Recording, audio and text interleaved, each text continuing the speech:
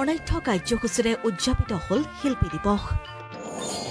ৰাজ্যৰ প্ৰান্তে প্ৰান্তে ৰূপ কোঁৱৰক সশ্ৰদ্ধ সোঁৱৰণ। ইফালে অসম সাহিত্য সভা আৰু হাওৰাঘাট শাখা সাহিত্য সভাৰ যৌথ উদ্যোগত দিনজোৰা কাৰ্যসূচীৰে হাওৰাঘাটত উদযাপিত হ'ল কেন্দ্ৰীয় জ্যোতি দিৱস।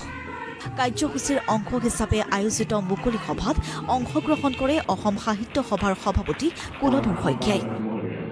উন্মোচন কৰা হয় জ্যোতি শীৰ্ষক এখন স্মৰণিকা।